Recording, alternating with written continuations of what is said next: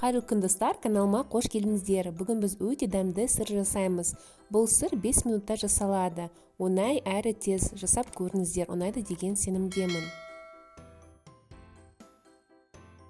Ол үшін 300 грамм ірімшігімізге бір дана жұмыртқамызды жарып, жарты шай қасық тұзымызды, жарты шай қасық ас содамызды салып, бөлме температурасында 80 грамм сары майымызды қосып, жақсылап араластырамыз.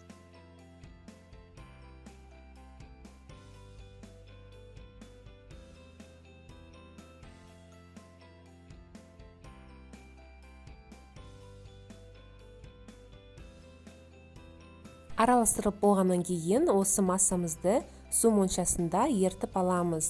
Бұл масса өте тез ириді, осылай араластырып тұруымыз қажет болады.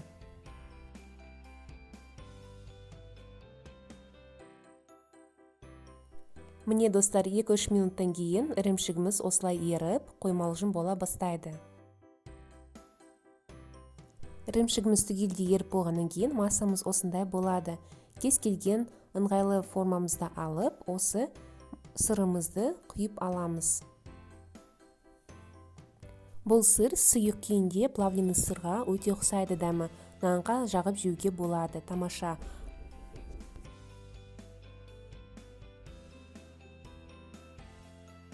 Егер сырымызды тоңазытқышқа немесе мұздатқышқа қойса, қол біраз қатып, кесуге жақсы келеді және салаттарға қосуға болады.